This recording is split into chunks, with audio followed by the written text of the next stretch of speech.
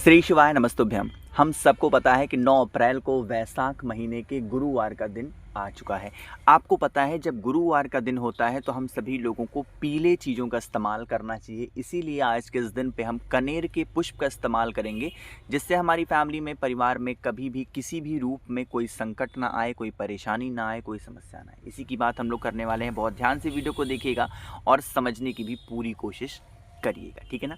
देखो, स्क्रीन पर आप लोग को कनेर का पुष्प दिखाई दे रहा है। अच्छा, क्या आपको पता है कि हम उपाय करने में कनेर के पुष्प का ही इस्तेमाल क्यों करते हैं, स्पेशली महादेव की? देखो, कुछ ऐसे पुष्प होते हैं जिनको जहर का रूप माना गया है। जैसे जो धतूरा होता है वो भी क्या होता है, जहर होता है। जो कनेर का पुष्प होता है वो भी क्या होता है, जहरीला होता है। जो मदार का पुष्प होता है या जो मदार के पत्ते होते हैं वो कैसे होते हैं, जहरीले होते हैं। यानी जो भी चीज़ें जहरीली हैं उसे कौन स्वीकार कर रहा है, भोले बाबा स्वीकार कर रहे हैं। ऐसा नहीं कि उनको बड़ा अच्छा लगता है जहर को स्वीकार करना, नहीं, क्योंकि वो इतने भोले हैं कि वो हमारे जीवन के जो जहर हैं उनको इन पौधों के रूप में, इन पुष्पों के रूप में वो स्वीकार करते हैं और हमारे जीवन में सुख, शांति और समृद्धि वास आती है। ठीक, अब समझना एक चीज़ को कि हमें ये उपाय स्पेशली करना कैसे है। आपको एक कनेर का पुष्प, जी जो सीज़न है, मौसम है, ईजिली अवेलेबल होगा कनेर का पुष्प। किसी भी मंदिर के पास में आप जा कर के देखोगे, ठीक है ना। तो एक कनेर का पुष्प लेना, उस कनेर के पुष्प को लेकर के भोले बाबा के शिवलिंग के पास चुपचाप चले जाना। ठीक, यहाँ पर जा कर के पहला काम करना है, आपको अपना फेस रखना है उत्तर दिशा, नॉर्थ डायरेक्शन। एक चीज़ का और ध्यान रखेंगे, जब कनेर का पुष्प चढ़ाओ, मैं यहाँ लिख दे रहा हूँ ताकि आप कंफ्यूज ना हो, जब आप धतूरा चढ़ाओ या जब आप जो आंकड़ा होता है यानी कि जो मदार का पुष्प होता है वो चढ़ाओ, ये तीनों चीज़ों को जब कभी भी चढ़ाओ तो जल कभी भी बाद में समर्पित मत करना। ठीक, इसका कोई दोष नहीं लगेगा। ऐसा कि भैया हम तो चढ़ा देते हैं, क्या दोष लगेगा? नहीं, दोष नहीं लगता है, बट थोड़ा समझने की कोशिश करना।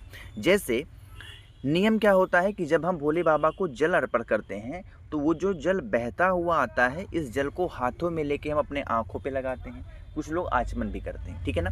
तो अगर आपका ये नियम है कि हम भोले बाबा को जल चढ़ाएंगे और आचमन करेंगे, तो इन चीज़ों को चढ़ाने से पहले आपको जल चढ़ा देना है। ठीक, क्योंकि कनेर का फूल आप चढ़ाओगे, आप धतूरा चढ़ाओगे, आप आंकड़े का पुष्प चढ़ाओगे, तो जैसे ही आप चढ़ाओगे और उन सामान के ऊपर जब आप जल को चढ़ाओगे तो ये जल उन चीज़ों से होकर के नीचे गिरेगा और कहीं ना कहीं ये जल कैसा हो जाएगा, दूषित हो जाएगा।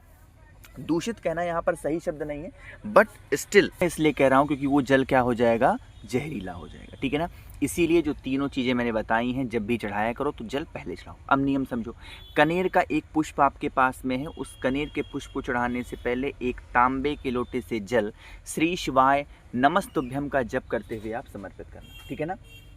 क्या करेंगे, श्री शिवाय नमस्तुभ्यम का जप करते हुए समर्पित करेंगे और समर्पित करने के बाद में यही जल बहता हुआ नीचे गिरेगा। इस जल को आपको रोक लेना है, इस जल को आपको ले लेना है।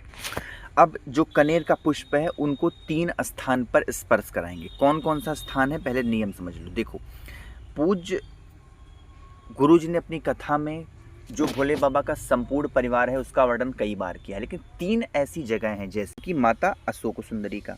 दूसरा स्थान कौन सा होगा, माता का हस्तकमल, जिसे हम प्यार से कटी भाग बोलते हैं, और लास्ट में भोले बाबा के दो 3 कनेर का पुष्प नहीं लेना है, ध्यान रखिएगा। आप लोगों को एक ही कनेर का पुष्प लेना है। पहला माता अशोक सुंदरी, दूसरा माता के हस्तकमल और तीसरा भोले बाबा के शिवलिंग के ऊपर का पोर्शन। यहाँ पर अगर आप करते हुए उपाय करते हो तो इससे आपको जो भी जीवन के तकलीफ़ें होंगी उससे छुटकारा मिलेगा, ठीक है ना। बातें क्लियर हैं क्या? चलिए आगे बढ़ते हैं। अब इस वीडियो पे हम लोग करने वाले अपने दूसरे उपाय की तरफ। ठीक, ये उपाय आप किसी भी ब्राह्मण देवता से पूछोगे, किसी भी पंडित जी से पूछोगे, वो आपको बताएंगे कि अगर आपके पास में चने की दाल है तो आप किसी भी ग्रह से छुटकारा पा सकते हो। जैसे कोई कहता है कि आपको शुक्र ग्रह का दोष है, आपको मंगल ग्रह का दोष है, आपको इनका दोष है, उनका, मतलब जो भी चीज़ें आपको दिमाग में है, ठीक है ना, उन सभी चीज़ों से छुटकारा पा सकते हो। करना कैसे है, पहले इस नियम को समझ लो और इसके फ़ायदे क्या हैं पहले ये भी समझ लो। जैसे मान लो कि ग्रह का तो दोष लोगों ने बता ही दिया। अब ग्रह का दोष होने के साथ ही साथ क्या क्या चीज़ें होती हैं, इंसान मतलब बिना मतलब के बीमार पड़ जाता है। कोई आपका ही साथी है, सेम बीमारी उसको भी है, वो इंसान एक टैबलेट खाता है छोटी सी, वो ठीक हो जाता है, बट आप ठीक नहीं होते हो। किसका दोष है? ये कोई ना कोई ग्रह का दोष है। घर में पैसे टिकते नहीं है, माँ लक्ष्मी का आगमन घर में नहीं है, किसका दोष है? ये कोई ना कोई ग्रह का दोष है। उसको दूर करने के लिए आपको 2 से 3 चीज़ें चाहिए। ठीक, सबसे पहली चीज़ कौन सी चाहिए? स्क्रीन पर आप लोग को दिखाई दे रहा होगा चने की दाल, ठीक है ना। तो बहुत ज़्यादा की तो कोई आवश्यकता नहीं है, बट हाँ थोड़ा सा चने की दाल को लेंगे। चने की दाल के साथ साथ हम लोग क्या लेंगे? हल्दी लेंगे। हल्दी की 3 गांठ को लेनी है। पिसी हल्दी की आवश्यकता यहाँ पर नहीं है, छोटी छोटी हल्दी की गांठ लेना। कितनी लोगे? 3 लेंगे। अब हल्दी की गांठ के साथ ही साथ कुछ मीठा भी चाहिए, और मीठे में क्या चाहिए? हमको गुड़ चाहिए। अच्छा, एक चीज़ आप लोगों ने ध्यान दिया क्या? अगर नहीं ध्यान दिया तो ऐसे ध्यान दो। मैंने ये जो 3 चीज़ें आपको दिखाई हैं, ये तीनों चीज़ें कैसी हैं बताओ? कलर कैसा है इनका? पीला है। यानी गुरुवार के दिन अगर हम किन्हीं पीले चीज़ों का दान करते हैं, पीले चीज़ों को घर में रखते हैं, स्थापित करते हैं, पीले कपड़े पहनते हैं, तो इससे भी कई प्रकार के जो ग्रह होते हैं उससे हमको छुटकारा मिलता है। ठीक है ना। तो आप सभी को क्या करना है, जो 3 चीज़ें मैंने आपको बताई हैं, एक आपको रुमाल लेनी है। अब वो रुमाल का कलर अगर पीला हो तो बहुत अच्छी बात है, नहीं है पीला तो सफ़ेद ले लो, लाल ले लो, नया लेना हो नया ले लो, पुराना ले लो पुराना ले लो, लेकिन वो चीज़ साफ़ सुथरी होनी चाहिए। इसी रुमाल के ऊपर आपको थोड़ा सा चने की दाल, थोड़ा सा मतलब कम से कम 2-4 मुट्ठी चने की दाल, एक बड़ा सा गुड़ का टुकड़ा, और आप लोग को अभी भी मैंने हल्दी की 3 गांठ बताई, वो 3 गांठ इस रुमाल पे रखेंगे, इसको बांधेंगे। इस रुमाल को उस व्यक्ति से स्पर्श कराएंगे जिस व्यक्ति को परेशानी है, जिस व्यक्ति को समस्या है। ठीक है ना। स्पर्श कराने के बाद में जितने भी रूम्स होंगे, जितने भी कमरे होंगे, उन सभी कमरों में इसको लेकर के घूमेंगे, और फिर उस रुमाल को लेके जाएंगे किसी भी मंदिर में, चाहे वो भोले बाबा का मंदिर हो, भगवान विष्णु का मंदिर हो, भगवान राम का मंदिर हो, माता रानी का मंदिर हो, कोई भी मंदिर हो, वहाँ पर जो भी ब्राह्मण देवता बैठे हों, उनको अगर आप दान दे देते हो या फिर उनको अगर आप दे देते हो, तो इससे आपके परिवार में, उससे आपकी फैमिली में कभी संकट नहीं आते, कभी परेशानी नहीं आती, कभी समस्या नहीं आती। ठीक है ना। करिएगा ज़रूर सभी लोग, किसी को भूलना नहीं है, किसी को रुकना नहीं है, हर इंसान को करना चाहिए। तो यहाँ पर हमने 2 उपाय के बारे में बात कर ली है। आगे बढ़ते हैं इस वीडियो के हम लोग तीसरे उपाय की तरफ, जो कि ये तीसरा उपाय भी अपने आप में बहुत स्पेशल है और आखिरी उपाय है इस वीडियो का। कैसे करना है, कहाँ पे करना है बताऊंगा, लेकिन बहुत सारे लोग के सवाल थे कि भैया हमें आपसे बातें करनी है, आप रिप्लाई नहीं दे पाते हैं, क्या करें हम? सब्सक्राइब के बगल में नीचे ज्वाइन का बटन आपको दिखाई दे रहा है, उस पर आप क्लिक करके अगर आप मुझसे जुड़ सकते हो तो आप मुझसे वीडियो कॉल पे बातें कर सकते हो, मुझसे फ़ोन पे बातें कर सकते हो, डायरेक्ट रिप्लाई आपको रात को 12 बजे भी मिल जाया करेगी। ठीक है ना। अब बारी आती है इस उपाय को समझने की कि हमें इस उपाय के फ़ायदे क्या होंगे, लेकिन सबसे पहले जल्दी से करिए वीडियो को लाइक। जिसने अभी तक चैनल को सब्सक्राइब नहीं किया, मेरी आवाज़ आप पहली बार सुन रहे हैं, चैनल को ज़रूर सब्सक्राइब करेंगे। ठीक है ना। देखो अब सबसे पहले इस उपाय को समझने की कोशिश करते हैं। अगर आप बहुत दिनों से परेशान हो अपनी किसी भी इच्छा के लिए, तो महादेव का एक रूप है ना। वो रूप हमें वैशाख के महीने में ध्यान करना चाहिए, और उनका वो रूप कौन सा है? अवधूत रूप। यानी इस उपाय को हमें किसके नाम से करना है? अवधूतेश्वर महादेव के नाम से इस उपाय को करना होगा। ठीक है ना।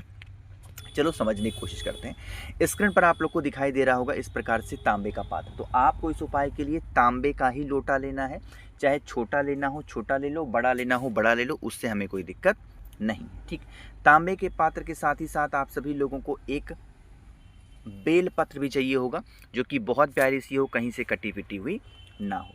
बेल पत्र के साथ में चावल का एक दाना जो कहीं से खंडित ना हो, जिसको हम प्यार से क्या बोलते हैं?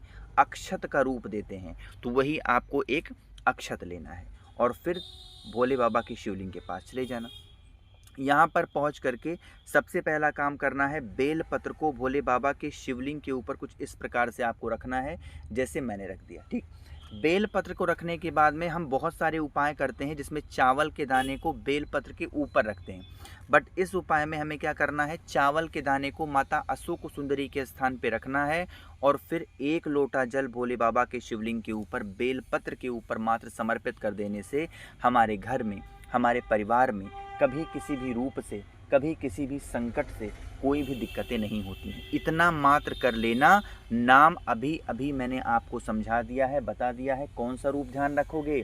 अवधूतेश्वर महादेव का स्मरण करेंगे। अच्छा, एक चीज़ का ध्यान रखिएगा, जब जल चढ़ाना तो यही जल बहता हुआ नीचे गिरेगा, इस जल को रोकना और अपने पूरे घर में इस जल का मात्र छिड़काव कर देने से घर की जो परेशानी होती है, जो समस्या होती है, जो तकलीफ़ें होती हैं, उनसे हमको छुटकारा मिलता है। ठीक, किसी को भूलना नहीं है, हर इंसान को, हर व्यक्ति को इस उपाय को ज़रूर करना चाहिए। बाकी कोशिश तो की है मैंने आपको सब कुछ अच्छा बताने की। कोई बातें क्लियर नहीं है, समझ में नहीं आई हैं, नीचे कमेंट सेक्शन में पूछें। मेरे जितने भाई बहन आवाज़ आज पहली बार सुन रहे हैं, चैनल को सब्सक्राइब करेंगे, वीडियो को लाइक सभी को करना है और बातें करनी है मुझसे तो मैं बता चुका हूँ कि ज्वाइन बटन पर क्लिक करके आप मुझसे डायरेक्ट जुड़ सकते हैं वीडियो कॉल पर। ठीक, श्री शिवाय, नमस्तुभ्यम।